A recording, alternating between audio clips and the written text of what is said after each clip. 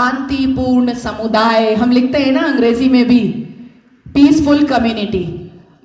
मीना कुमारी जी का एक गाना था, तेरी महफिल में दिल लगाकर हम भी देखेंगे। तो मुसलमानों की महफिल में दिल लगाकर नाज़िया इलाही खान ने भी देखा, और जब देखा तो पाया कि हलाला ससुर के साथ बहू बिस्तर पर, आई एम सॉरी टू से, लेकिन मैं रॉ वर्ड ही यूज करती हूं, ससुर कर रहे हैं बहू का हलाला। और सनातन धर्म में मैंने कल देखा कि कैसे बहू बेटी की तरह खाना परोस रही थी। मुसलमानों की महफिल में दिल लगाकर मैंने भी देखा तो पाया पॉलीगेमी, एक मर्द और 4 सेक्स टॉय। और अनुमति तो 11 की, कि 11 महिलाओं को एक बिस्तर पर लेकर के आराम से अपने सेक्सुअल डिजायर्स को पूरा करो।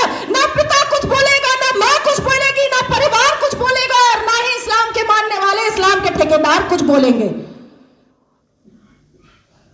इस महफिल में दिल लगाकर मैंने भी देखा और पाया निकाह मुत्ता, टेम्पररी सेक्सुअल मैरिज, कुछ समय के लिए। एक शादी में गई, एक आयोजन में गई, कोई लड़की मुसलमान बेटी, और वहां पर किसी शादीशुदा अधेड़ मर्द को एक चहचहाती हुई, एक उछलती कूदती हुई मुसलमान बेटी पसंद आ गई, और कह दिया अब्बा जान को कि ये लो 5 लाख रुपए और 1 हफ्ते के लिए अपनी बेटी दे देना।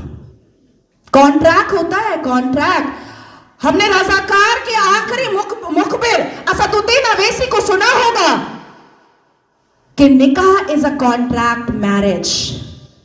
हमारा विवाह नहीं होता, हम 7 वचन नहीं लेते, ना आगे पति फेरे लेता है, ना पीछे पत्नी फेरे लेती है।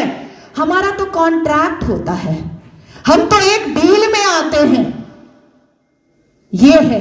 तो इस महफिल में जब दिल लगाया और भीतर से, तो पाया कि निकाह मस्यार भी होता है। निकाह मस्यार कैसा होता है कि 1 लाख रुपए पर 1 महीना लड़की रहेगी, और सुबह किस वक्त कौन सा सूरज निकलेगा और शौहर छोड़ करके भाग जाएगा, पलटकर पूछना नहीं है, क्योंकि मस्यार निकाह में है कि तुम कहां भागे हो ये जानना नहीं है। तो मैं पूछना चाहती हूं कि अगर इस्लाम हमने रसूल का पैगाम है, अगर मुसलमान शांतिपूर्ण समुदाय है, तो चप्पल और पत्थर से मस्जिद अल्लाह का घर कैसे बचाते हो भैया, कैसे?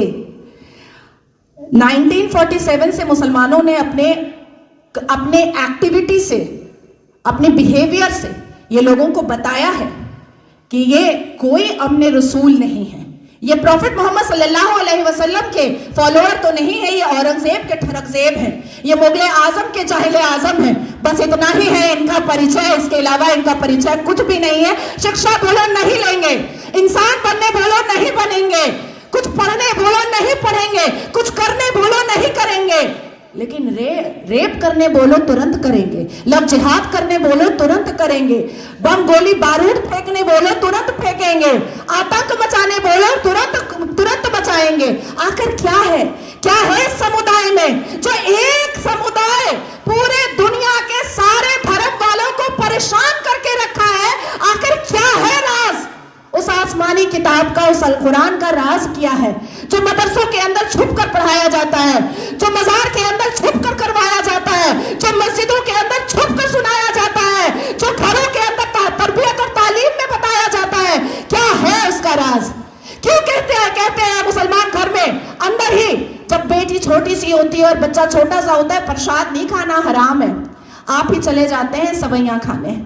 हमें बताया जाता है प्रसाद नहीं खाना हराम है, हमें बताया जाता है मंदिर के सामने खड़े नहीं होना, अल्लाह नाराज हो जाएगा, हमें बताया जाता है कि हिंदुओं के घर का पानी ना पीना, अल्लाह नाराज हो जाएगा, हमें बताया जाता है कि अपने जीवन साथी के लिए हिंदुओं को कभी मत चुनना, नहीं तो घर से, परिवार से बेदखल कर दी जाओगी। क्या है राज? उस राज को खोलना चाहिए।